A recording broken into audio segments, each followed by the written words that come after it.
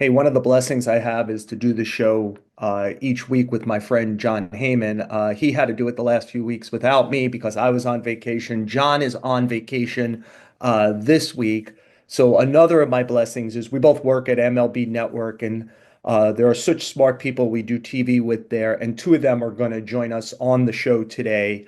Uh, that will be Dan O'Dowd is going to talk to us a lot about the current events of baseball, notably Juan Soto and what he thinks is up and how he thinks it might play out. And Brian Kenny, who's a real expert on the Hall of Fame. He hosts the show for MLB Network every year. He does the induction ceremony every year.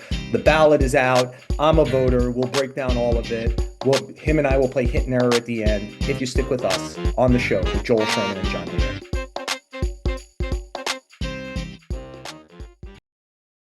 I'm so glad that Dan O'Dowd is hitting leadoff for us today. Obviously, I'm not here with John. I needed somebody to help me through my thoughts on where we are with Juan Soto, some of the other free agency. And Dan, first of all, thank you so much for joining us. Dan, I want to see if I could get you to put your former executive hat on, and if you could, what is for our listeners, what is this moment like for an executive where you're kind of in the forest a little bit, right? Like you've made offers, you're waiting, and you're doing probably the best you can on intel. What's the who else is in this? What are the offers? Should we up it? What is silence like in a negotiation? How much discipline do you have to need to not start bidding against yourself, so to speak? Yeah, Joel, I've learned painfully after some of the Hampton and Denny Nagel signings early in my career. I think you value the player based upon your circumstances, and you put forth eventually the offer you feel like represents what value you have on that player. And then you spend your rest of your time developing plans B, C, D, E, and F. And you really don't spend a whole lot of time because you don't control the time frame at all, but you do control how you're going to respond if you don't get the player. I'm sure that's what the teams involved are focused on right now. So when it comes to someone like Soto, look, it's pretty clear to me that there are at least four very serious bidders: Toronto, Boston, the two New York teams. I think the Dodgers are mainly hovering because they're the Yep. Dodgers. They Yep. like to information hunt. They like to see if markets collapse. I don't think this player has any chance of having a market collapse. He has had really the synergy you're looking for. He had a great season, a great postseason, did it all in New York to take that off the list of if he could do it. He's going to play at 26 next year. He has the two New York teams bidding against each other. He has Boston and Toronto, two kind of desperate teams in it. Yeah. I'm not saying Scott Boras isn't a good agent. I feel like I could do this one, and it could get done. I wonder if I could make you specifically the Yankee GM at this moment. You just went to the World Series with Juan Soto. You know how Mantle and Maris, Soto, Judge look, that you likely will make all the playoffs in the next 5 to 6 years if you keep that group, that duo together, and you do a good job around them. And yet, it's going to probably take 13 or 14 years. It's going to take a number that probably starts with a six, over 600 million, maybe more. And, structurally, it doesn't look great, right? Because you got to keep playing Aaron Judge in center field if you have Juan Soto in right field, at least until Stanton runs out in 3 years. Take me through it if you're the Yankees. Is it hey, we got to go to the ends of the earth. We're the Yankees. We can't lose. We haven't had a good left-hand hitter in 10 years. We're going to let the best one in the game walk out the door. We're the Yankees. How does that happen? Or, hey, we have to have a line we won't cross, and we'll figure out what plan B, C, and D is. Yeah, Juan Soto's a great player, and he's at the incredible age that he's at too. He's in the prime of his career, and he's just one of the most elite hitters we're going to see in our generation. Saying all that, Joel, I may surprise you by saying I'm not sure it's in the Yankees' best interest to go down this path. Um, I don't think there's any one way to win in the game, and I think it's foolish to present things like if we don't have this player, then we're never going to get a chance to win. The Yankees have three players committed to $108 million on their payroll. If they signed Juan Soto, as you just said, with a six in front of it, now they have 168 million for players. Simply the math does not work. I mean, their depth of their system and the impact of their prospects just don't allow them to put a quality team on the field in the aggregate with the depth you need to win in today's game. So if I'm the Yankees, I certainly would want him back, but I would anticipate you're going to lose him. because I don't think they're as desperate in the situation as the other three teams are. I don't think the Mets are in that situation either. I think Toronto by far is the most desperate team in this hunt. I think he's the only guy that kind of saves them and relates to the position they're in. So I'd spend a lot of my time. I've read articles, Joel. I mean, I do like Bellinger as a fit there. Actually, I'm a Profar guy. I think he'd be a perfect leadoff type hitter for him in left field. I'd give Jason Dominguez another year of development because I know I'm going to need him at some point in time during the season. I'd kick the tires on Alonso. I think his bat profile's better in his swing because he hits a lot of his home runs to center. I think that works in Yankee Stadium in right field. Christian Walker's a dead pull hitter. I kick the tiles on Arenado, finding what his acquisition price would be. It's only a 3-year deal and how much money I could get taken back in the deal. So I'd be going in a lot of different directions, knowing that, listen, Soto by far gives me the most dynamic player. But the reality of it is, I got to field the team. Yeah. And there are limits of a payroll for any team in the game, including the Yankees. So I actually be spending a lot of my time trying to figure out how we're going to build a championship team without Juan Soto being on it. And I'm not sure, again, that's not in their best interest long term. Yeah, look, I'm not here to champion Hal Steinbrenner. I'm sure him and his family are well off financially, but I do think Hal is being honest when he says for him $300 million payrolls are not sustainable long term. I do think they begin every year by paying $85 million to the city for the ballpark, that 300 million plus tax, plus operating costs, plus all the Steinbrenner children and grandchildren who are on the books who have to, Hal has a lot of mouths to feed there. And again, there's not going to be sympathy for Hal. But I will say this about being Hal Steinbrenner. It's a zero-sum game chasing these players because every time one of them is up, he hears from his fan base, well, you know what your father would have done, which is all nonsense because I actually covered his father, and his father was a bad owner as much as he was a good owner for most of the time he was there. Got kind of lucky when he was suspended that they put great players in. And look, they said this. He traded for Stanton with 10 years and 300 million left on it. He gave Garrett Cole the largest pitching contract in history. He gave Aaron Judge the largest positional contract per year in history. There is never going to be, the moment he signed Soto, they're going to be like, why aren't you signing Corbin Burns? Your father would sign Corbin Burns. So there's like a zero Yeah. sum game there for him about like, and to your point, is he better off doing, hey, I'll bring in Santander, trade for Bellinger, put Willie Adames at third base, and I got a better all around team. And it's probably close to the total dollars per year for a shorter term than Soto. Yeah. I mean, I always look to build teams in the aggregate because if you look at the roster churn of major league clubs, you're going through 40 plus players a year. So the depth, is your ability to stay competitive both short term and long term. I mean, Hal is not Guggenheim. The group in LA is a Or Steve billion. Cohen, right? Yeah, I mean, just that's the reality of. I mean, he's an extremely wealthy guy, but there are limits to what he can do. But I'm just not even sure, Joe, from a baseball perspective.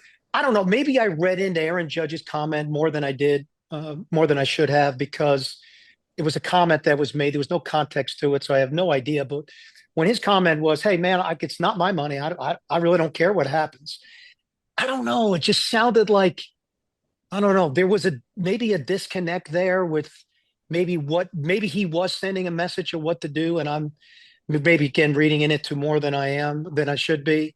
But I just feel like it's the one like the Mets payroll flexibility this year is just way better than the Yankees. They don't Yeah. have any of the anchors the Yankees have from a contractual standpoint, nor do they have some of the star players the Yankees have too. They have Lindor, but if the Mets are going to take their payroll to where it was a year ago, they've got 170, $180 million to play with. They can play at the top of the pitching market, at the top of the position player market, and still fill out their roster from an aggregate standpoint. The Toronto has got tremendous payroll flexibility, and they got two players at the end of the year that are free agents. They need to make this happen. And Boston hasn't been a player for a year, but Boston's strength is in their position players, not their pitching. So I just don't even get this whole thing with them. So I just feel like the Yankees of that grouping of teams just needs to figure out how they can be as good as they possibly can without him being a part of it short term and long term. I think it's just healthier for the franchise. Yeah, you mentioned Toronto. An executive who I was talking to is kind of monitoring this situation yesterday said Toronto's on tilt. That's how they're going. And it should be remembered, they offered the same 700 million to Otani last year that the Dodgers did. So we know that there's a without the deferrals. without the deferrals. So there is a willingness to go to a place. The question that I'll always have here is I believe a player has a right to prioritize whatever he wants in free agency. He's earned free agency by playing 6 major league seasons. And if the last dollar is your goal, that is fine to me, whatever. But I had talked to Soto enough during the season, Dan, where I thought, this guy has a sense of history and his where his place might be as an historic hitter. And I hate to be provincial, and I won't because I'll add Boston to it. I'll add the Cubs to it. I'll add the Dodgers to it. I'll add the Phillies. There are places you can be historic. I'm not sure Toronto is one of those places if you're trying to be like thought of as Ted Williams of your generation. And I wonder if that works against Toronto in some way. I wonder if it worked against Toronto with Otani. I think you're 100% correct, Joel. I first of all, I think it's a beautiful city. It's a gigantic baseball market, but from an historic perspective, it's just not of the same lore as the Yankees are, for an example. Um, I just like with Juan's comments immediately after the World Series, hey, I'm open for business and I'll go anywhere. Like I realized that was Scott, probably a lot of that was making sure that he said the right things to present as many different options as he possibly can.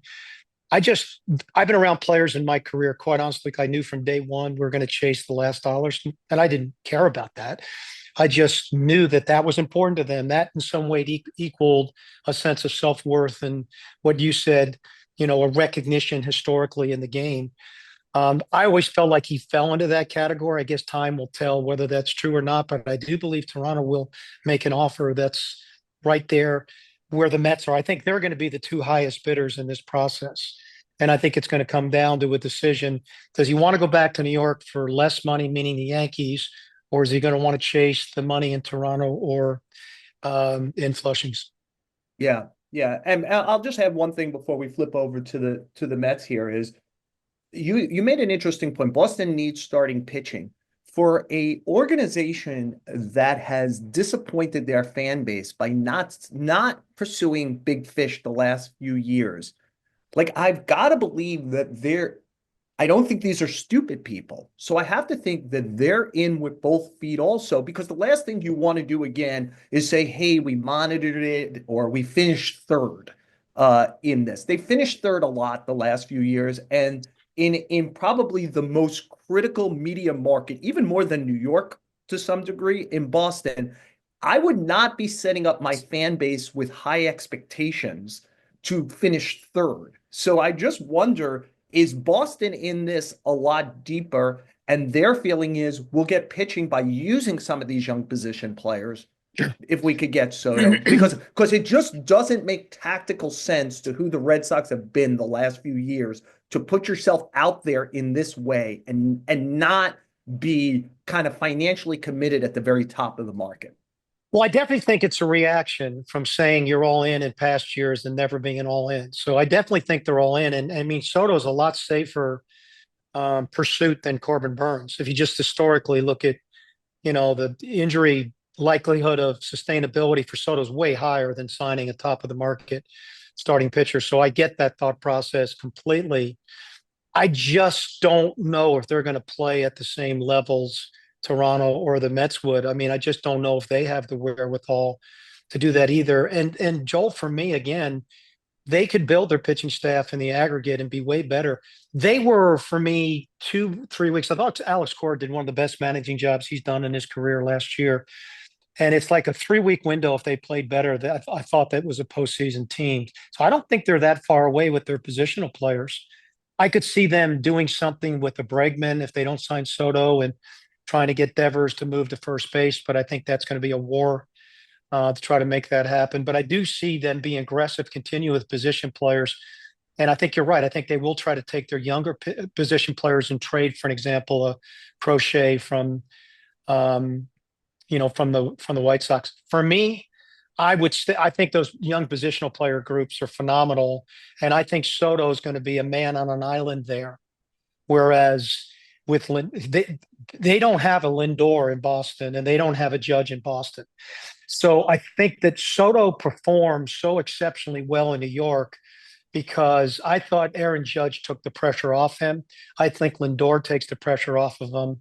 And with the Mets, I don't see anybody in Boston taking the pressure off him. He'll have to be David Ortiz there. And I'm not sure that's the best situation for him to perform at its highest. We could flip before we go here, if we could flip to the Mets, they've done some small things. They traded for Jose Siri to play center field to essentially be Harrison Bader next Yep. season. Defense and homers, they hope out of him. But what I find interesting, and I wrote about in today's post, Danny, is the Frankie Montas signing, and from all the reporting I've done, and look, it's Steve Cohen's money. Maybe they'll switch. I heard they're not in on Fried, that they're not really in on Burns. That David Stern's thinking generally is there is so much data to show that players fall apart at a significant level in their mid 30s. You know who doesn't? Hall of Famers. Justin Verlander, if you guys are trying to guess who the outliers are, he just doesn't want to participate in that sport. He was willing to spend 325 million last year on Yamamoto, who was 25 years old, plus the posting fee, plus the tax, because he was 25. But if he can't get that guy, he's going to trust in the infrastructure that their scouting analytics will find good arms and their sports science will help keep it healthy and their pitching program will get the best out of it, like they did with Severino and Manaea last year. I think we saw step one with Frankie Montas in a 2-year contract. They're talking to Clay Holmes about maybe being a starter. They liked what they saw late last season out of Mike Soroka in the way they liked what they saw the previous late season out of Manaea. I think they're in on Walker Buehler. I think this is where they're arcing starting pitching wise. What do you think about the theory? Yeah, I think you're right. And I do understand what David's thought process there. To me, it reminds me how NFL general managers look at running backs, and how they're not disposable, but they're interchangeable.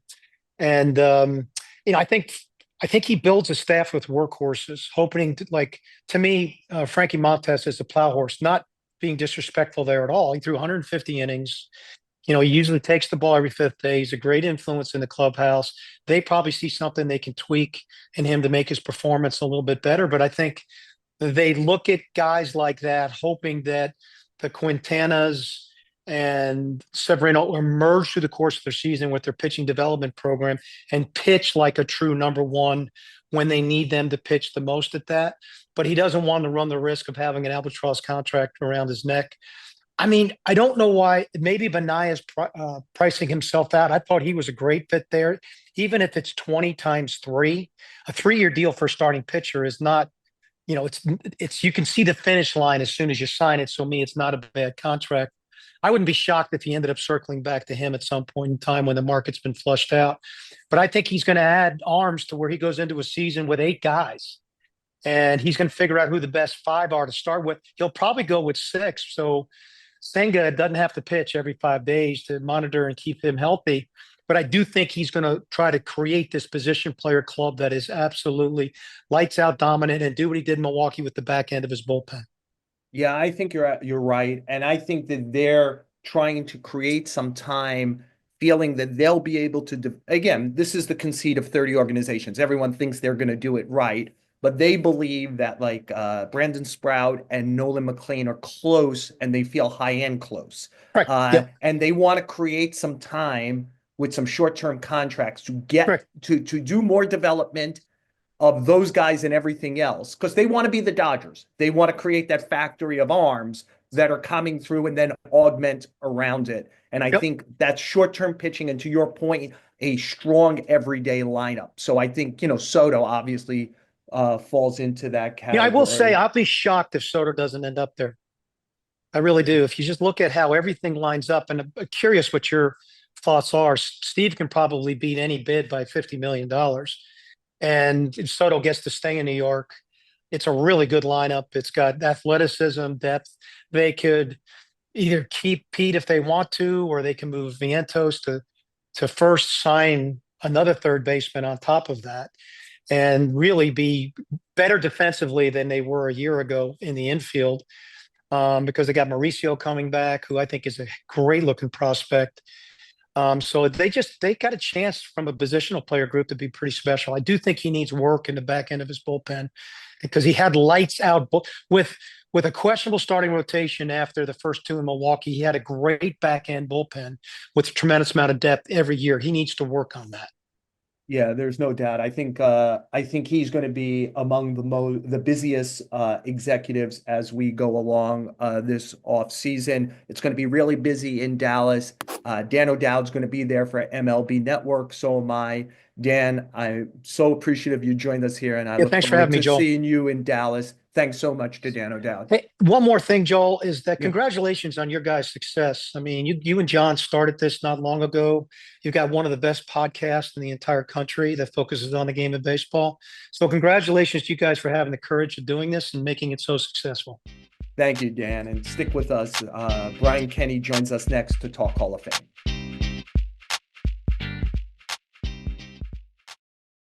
So without sounding too sappy, I do want to say one of my joys at working at MLB Network, my two favorite things I do every year at MLB Network, I do with Brian Kenny. One was MLB Now from the field at the World Series, and the other is I did it for the first time last year. I went up to Cooperstown, and BK, I am, as you know, more cynical and skeptical than most people. And I didn't think it would hit me. And you know what? Being up there with you and JP Morosi and Jason Stark on the day where we announced who was going into the Hall of Fame, that was kind of great. The shows leading up to it were great. I enjoy the conversation with three smart people on a subject that matters to all of us, and I loved being there. So, BK, thank you for being on the show with Joel Sherman and John Heyman. John's on vacation this week, and thank you for kind of being part of the things that I really love to do at the network.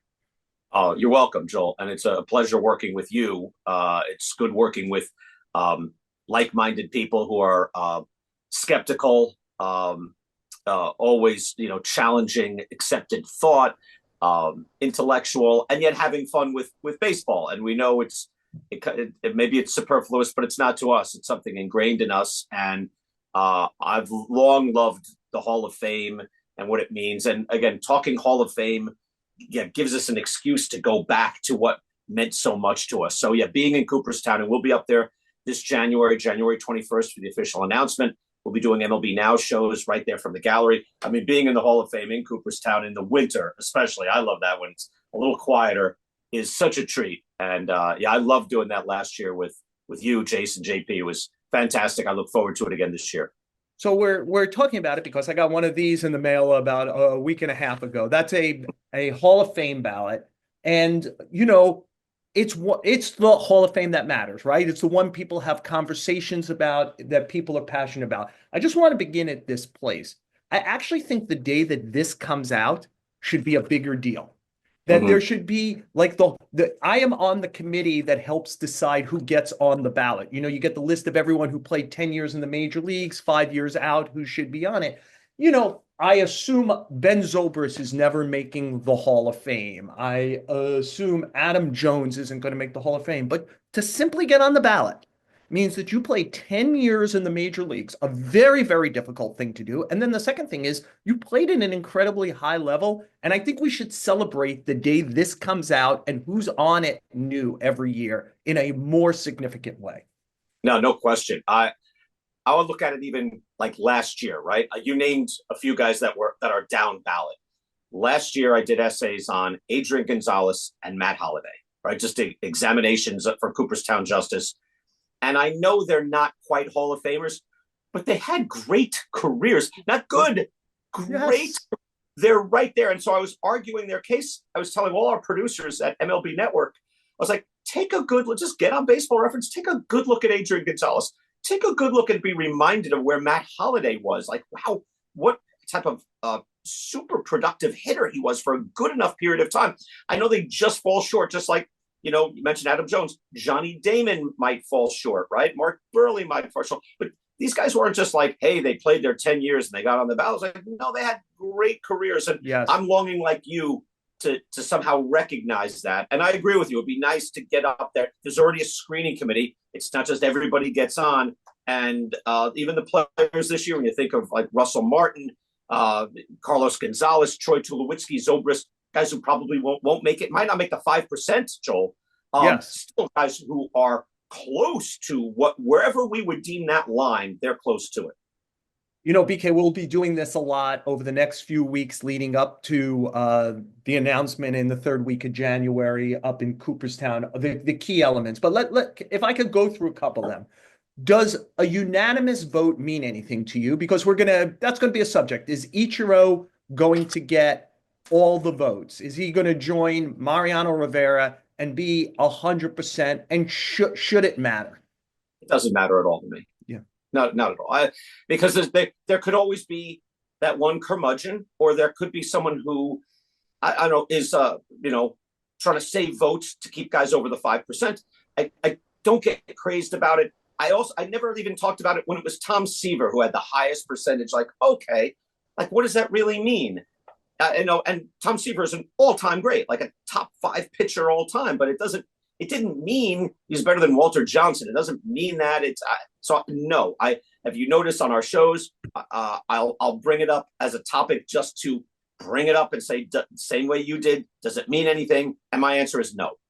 See, I'm with you because we went on a witch hunt for the one person who didn't vote for Derek Jeter, which detracted to some degree from the day that Derek Jeter got not. By the way, president in North Korea doesn't get 99.9% of the vote. And here was Derek Jeter, and we're worried about some one person who decided to do something kind of like offbeat, crazy, like for whatever reason they decide to do it, they did it. You know, the one other thing about Ichiro that kind of stood out to me, it made me go down a wormhole. You think about like great careers and how we may frame it. So Ichiro, just as a Hall of Famer based on what he did in MLB, but like if you combine with what he did in MPB in Japan, it's over 4,000 hits.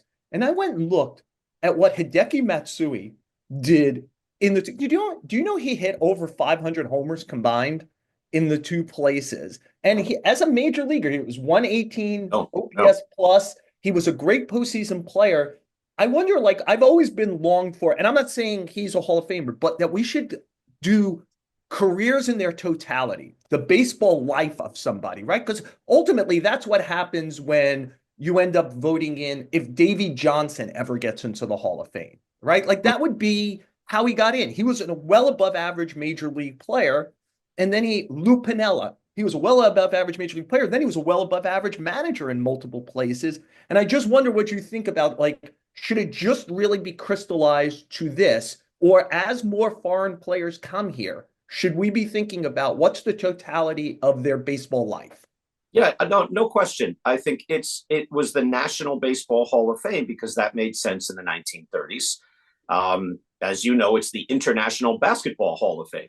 Yes. It should be the International Baseball Hall of Fame. Now that, and this has only happened over the last decade or two, but that Japanese baseball is, if it's not on par with the United States major leagues, it's right there. Maybe now it's not quite as deep. The United States major leagues are better, but how much better, how much deeper?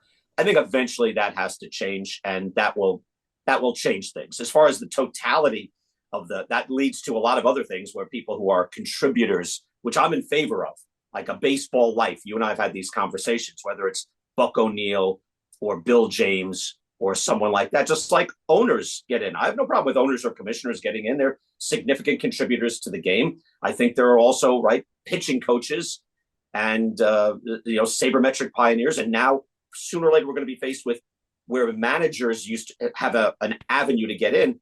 General managers, it's a little tougher. And actually, general managers now are deemed more important than managers. We can argue that, but it's kind of where we've arrived there.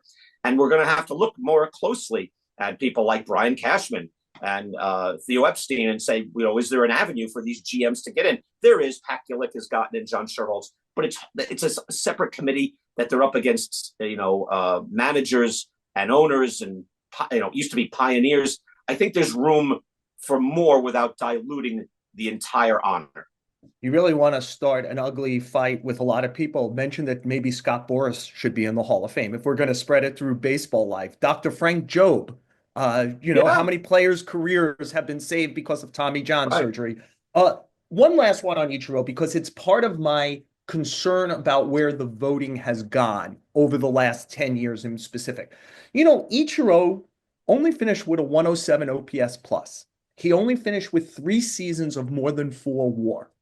I'm afraid that a voter that looks at just those, and I wonder if those are the numbers that most voters now, a majority of voters look at least a base when they're deciding what they want, are going to miss it, which is why the baseball writers were honored with this being the selectors because we are at the games and Yeah. we watch players. And I hope that the voters don't stop thinking about what does it feel like to watch, what did it feel like to watch Ichiro for those 7 or 8 years where it felt like he hit a ball, he was moving down the first base line, and suddenly he was standing on third base. And you were like, how did that happen? Yeah. And he unleashed a throw, and you thought, like, how did that happen? I'm just, as somebody who cares about this also, BK, I just wonder, you're part of the metric revolution with MLB now. But I also always think of you as a thoughtful guy who says, hey, like, you got to watch the games and care about more than WAR, more than OPS plus. I wonder what you think about it.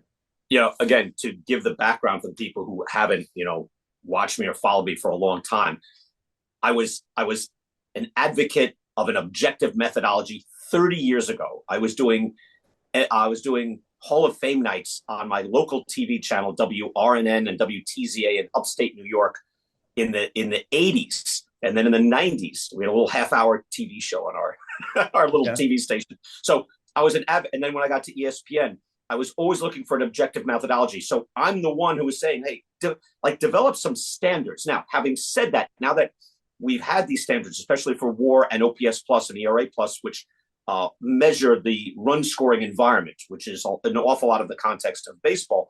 Like, don't blind yourself to other things. I have a couple of points. Can I throw them at you? Yes. One, just to remind people, in my book, I did, which was 6 years ago, Ahead of the Curve, I wrote about bad baseball writer votes, right? What surprised me was a lot of those votes really came about when I was of formative age as a sportscaster in the late 70s, 80s, 90s into the aughts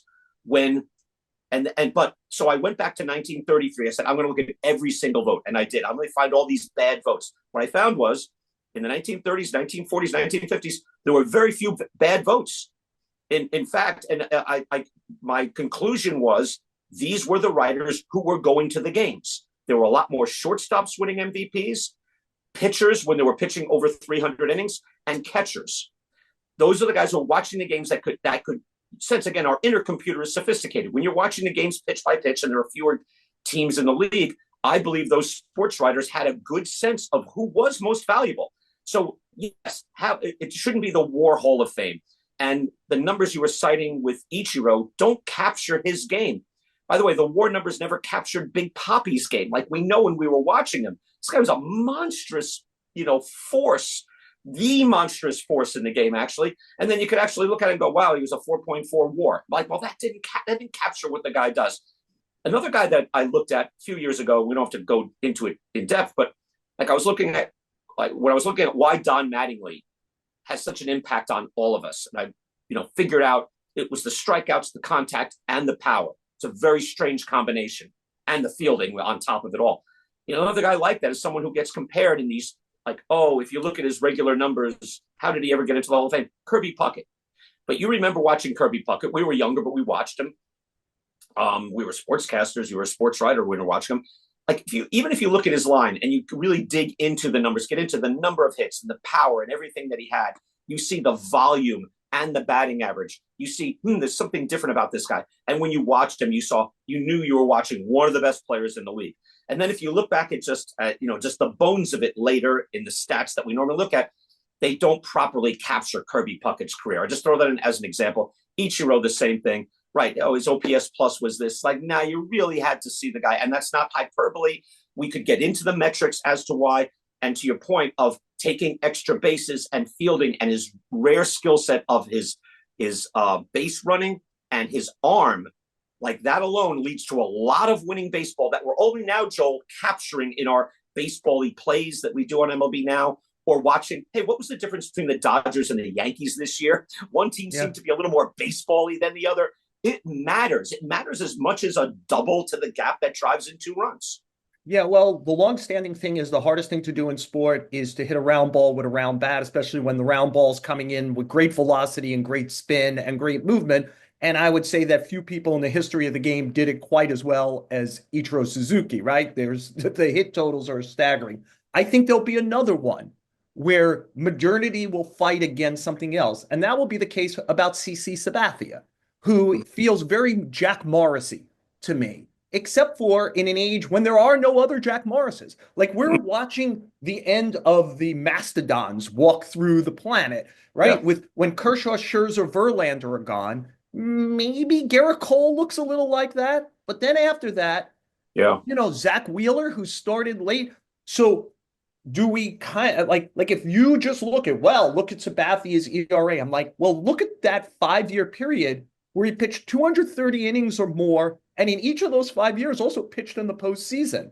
In two of those, like he was a guy in 2008. The Brewers hadn't made the playoffs since 1982. It was heroic what he did. He was a visitor on the team, and with free agency coming up, and he kind of like on his arm carried a team to the playoffs. He pitched on short rest when the Yankees won their only championship of the last 20 stuff of legends. Yeah. And again, like I think there's no value in being there and talking to other people in the game about how they felt when Kirby Puckett batted or CC Sabathia started. Well, then just have an AI program put people in the Hall of Fame. And I just wonder, so I'll throw out CC Sabathia and kind of what does the future of a starting pitching Hall of Famer look like? Is Corbin Burns having a Hall of Fame career? Is Chris Sale having a Hall of Fame career? Like, we're going to have to change our line as we go along here. Definitely adjust. We're going to have to make an adjustment. I want to throw a few ideas on that too. Remember, like Curt Schilling didn't get in on the first ballot. And a lot of people now will say, well, Curt Schilling has all these other things happening. It's like, no. Hold on.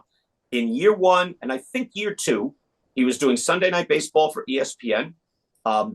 His social media accounts were much quieter. He wasn't very controversial. It was slightly controversial, was kind of a bullheaded guy, but was not this, social media pariah that he later would become. And yet, and I was puzzled because I'm like, hey, if the writers and the voting block, I thought you guys liked winning. Curt Schilling was a winner. There's no question. But he had, 216 wins at the time. The actual win total was low. But when you look at him year by year, and then his impact on winning championships, like pennants and championships, it's huge. So he didn't get in. That was not that long ago, Joel. As you know, it was 10, 12 years ago at this point, 13, 14 years ago. And he didn't get in those first 2 ballots. And then he started to get traction. He would have gotten in, but then all the social media things were happening. Culturally, it was not seen as fashionable to vote for Curt Schilling, which I'm against. I think, if you think he's a Hall of Famer, vote. If you want to honor him, if you don't want to honor him, fine. But Sabathia, to me, like I did my first essay when he announced his retirement, like right around that time. And I did Cooperstown Justice. And I looked at it and I thought, oh, wow, he's not going to get it. Like, I know what the writers like. They don't like this. And I did an essay kind of from the aspect of, I know he lands very closely in the totality, like from a wider vision, from the wider lens. He rates up very well with Mark Burley and Andy Pettitte, who are not getting enough traction. They're getting votes from the writers. They're respected, but they're not getting in, despite championship pedigree, postseason winning, and also like incredible durability. And so I thought he's not getting in, but I tried to do a sell, you know what I mean? Like, but here's my sell on CC Sabathia. Like he's a winner, right? 2008, 2009, let's get into the weeds. He's a championship level player. What's changed though, Joel, is like that sort of thinking I think has started to get through the culture a lot, just as it has for Yadier Molina, like it will for, I think, Buster Posey as well, where it's like, hold on, let's not be married to these metrics. Let's use the objective methodology. Let's not be married to them. And I think CC's branding is excellent right now. Maybe I'm wrapped up in our little bubble where, we talk to, Jason Stark and Peter Gammons, and we just wrapped up in ourselves. But I think his branding is good, and I think he's going to get a lot of votes. Whereas when he first retired, I thought, boy, that's a shame. He's not going to get in the Hall of Fame, and he deserves more consideration. I don't know. People are asking me how many votes he gets this year. I think he might be in the 60% range. I think he gets a lot. What do you think? Yeah, I think he's going to get a lot and not get in if I had to guess. but I not getting think year one, right? yes. Just for the record, I was 10 for 10 on Kurt Schilling. I voted for him all 10 years. I thought he Mm-hmm. was a Hall of Famer. Winning is a as key an element to me as anything. That's why we play the damn seasons. We don't play him for wins above replacement. We play to see who gets Right. rings and Which parades. doesn't have to This mean World Series. It can mean yes, division titles, pennants, World Series. Like it's not just winning. we're How playing many a game for actual all your championships money you win? tomorrow, and I tell you, you have Kurt Schilling in his prime to pitch a big game. You're like, great. And Right. just again, the being there, like CC Sabathia and Andy Pettitte have remarkably similar numbers for their careers. But in their time, BK, people thought of CC Sabathia as a picture of an ace, and people thought of Andy Pettitte as the picture of a great number two starter. And I Right. think like that's also where numbers could fool you, and you have to be there and know what it feels like and smells like and talk to people who were there. Sabathia was the guy you gave the ball to on opening day. You gave it to him on the big series in Boston. You gave it to him on the game one of a playoff series if he was fully rested. Andy Pettitte was great. It's again why we should honor the ballot. Andy Pettitte is one of the guys you honor the ballot for. Look at that career. Look at it's going to fall short of the Hall of Fame. Look at how great he was. Let's honor just simply doing what he did. BK, the clock's going to work against us a little, and there's like 10 other things I wanted to ask you, and I know we'll talk about all of them between now and late January. Let me ask you about one other guy because it's his last year on the ballot, and it's Billy Wagner. Billy Wagner's a guy I have not voted for to this point. And if I could just throw out two comparisons, and because I've more and more like, look, this is his last year. I'm doing more work on. I work on everybody every year. I have a little Mm-hmm. database. I keep on everybody. I go through the cases again, and I thought about it. So Billy Wagner threw 903 innings, and it doesn't feel like a lot. Like Jacob DeGrom has thrown 464 more innings than Billy Wagner at this point. I understand they're different jobs, but I would say Jacob DeGrom to some degree is the starting Billy Wagner, right? Like when he pitched, he was dominant. Is 1400, he's won two Cy Young awards. He's great. Like what point is it like too little for both jobs to say that you should go into the Hall of Fame? So there's that. The other one is Billy Wagner's numbers are remarkably similar to Aroldis Chapman's numbers. And I would say that they are very similar. The power left-hander, here's the thing is Billy Wagner's save percentage for his career is under Chapman's 85.9, 87.5, right? Their FIP, Chapman's is better. Their strikeout percentage, Chapman is better. Their batting average against, Chapman is better. Their OPS against, Chapman is better. And by the way, they're starting to get close to games appeared in, innings appeared in. And both of them have the same exact problem. When it came to big moments in the postseason, Chapman's given up three of the biggest homers in three of about his 15 postseason games. Whatever number Wagner was in, he gave up. If you go to Baseball Reference, who gave up the biggest hit in the game? He did. And so when people go, why didn't he play in more postseason? You're like, oh, it's too small a sample. I go, well, one of the reasons a small sample is he didn't close out some of this stuff like Right. where he did. That's And the so biggest thing. Yeah, that's the biggest thing against him. But just to jump in, you're also looking at it to even bring DeGrom into the argument again. You're getting out of the weeds and getting at 30,000 feet. I right. would just keep it to relief pitchers, which is difficult. By the way, you could compare him.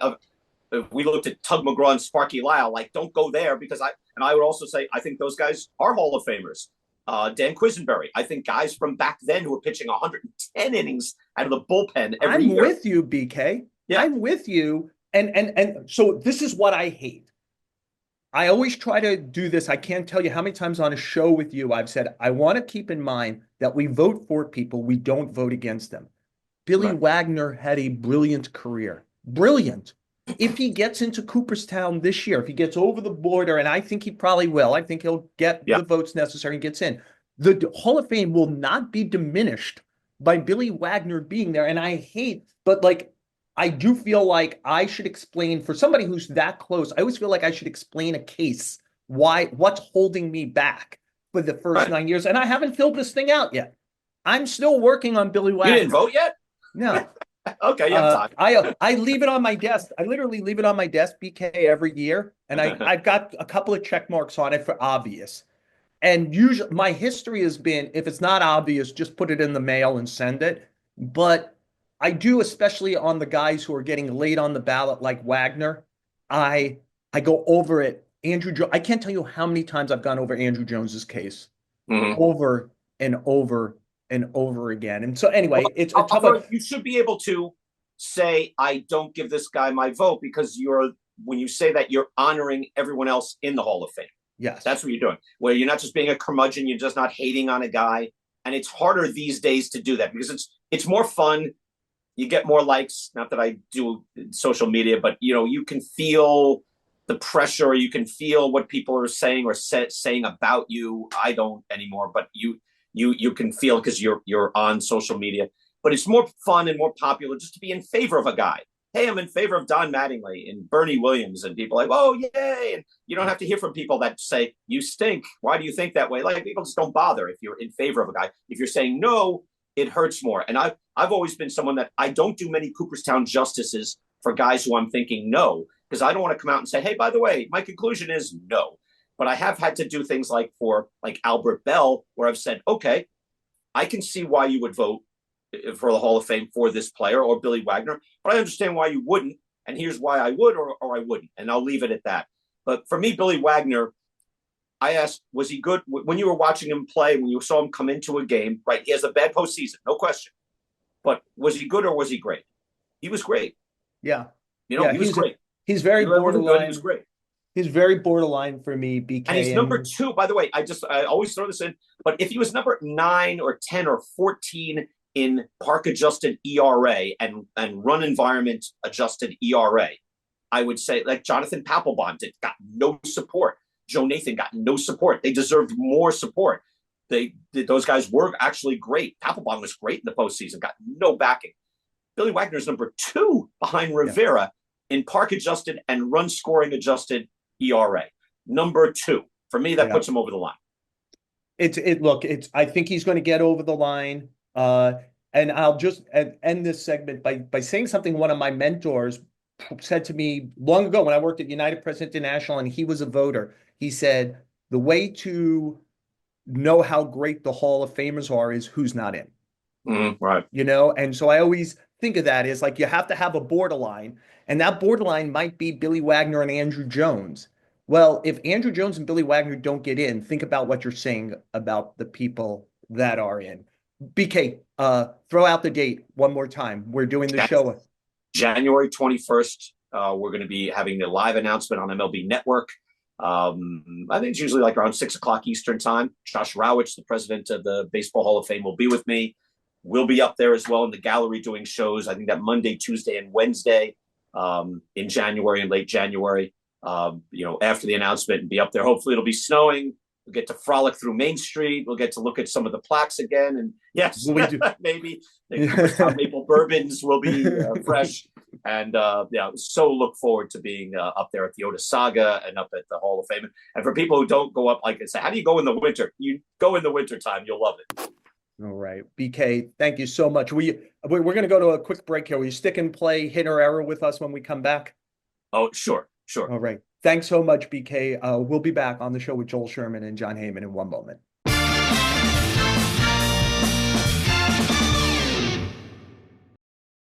BK, I know it's been on your career bucket list to play hit or error on the show. You get to do it this week. Do you have a hit or an error? Well, we do hit or error on MLB Now, but we actually do the errors and we play hit or error. Yeah. And I point out the absurdity of charting errors in this century, right? So that's very 19th century. I would do an error. I'm stunned. I've loved, again, over my whole career, I love the crazy ideas. I love, hey, in boxing, what if we fought, 5 rounds in a championship fight? People are like, you can't do that. They fight 12 rounds or 15 or 10 or like, but if it's 5, then the guys really fight harder for 5 rounds. You only have so much endurance. I love crazy ideas. I love, for the All-Star game, let's do this, international versus national, young guys versus old guys. I love these ideas. The golden at bat, to me, like, it strikes me as no. Like, I try not to, every time someone comes with hey, I have a crazy idea. Okay, let's listen to it. Let's be open-minded. So it is fun for a tournament, for, I don't know, spring training, for the WBC, something like that. But it strikes me as that's not Major League Baseball. I'll just leave it at that. If everyone loves it and it's fun and it increases ratings to have Ohtani and Bryce Harper batting 7 to 9 times per game, or one extra time when you can bring them out, or whatever the idea is. If it's one at bat that you can play someone else in, okay, it won't change my life, but I'm stunned people like it. I'm stunned that this has any traction.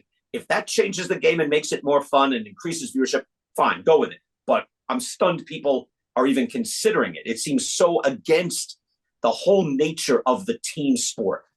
Well, it's going to be great if it ever comes and you have like Juan Soto as the golden at bat, and then Juan Soto's spot in the order comes up next, and it's Juan Soto followed by Juan Soto hitting. Yeah. Right? Like that will be an interesting clone moment. And by the way, has anybody brought more crazy ideas about baseball to you than I have over the last 10 years? I'm usually the place. I'll do something also that I like that is happening, where teams are open-minded and we're seeing some results. So I reported today that the Mets are looking at Clay Holmes as a starting pitcher. And, Jeff Hoffman, who had such a good relief year, both Hoffman and Holmes made the All-Star teams as All-Star relievers this year. Both are being looked at by at least a few teams as starters. Hey, by the way, Ronaldo Lopez, Seth Lugo, and Michael King all got Cy Young Award votes this year. Zach Littell has done really well for the Tampa Bay Rays since they put him back. We do have an epidemic of injuries and a question about if we have enough starting pitching. I will give a hit to teams looking under every rock to find guys who can give them 90 to 110 pitches and maybe 5+ innings at a time where we see, like, there's never been more pitchers and less pitching to some degree, like where you feel like I can't tell you how many times this year where Aaron Boone said something like, oh yeah, we were just about to run out of pitches. And I'm like, you have 13 pitches. How are you running out of pitches?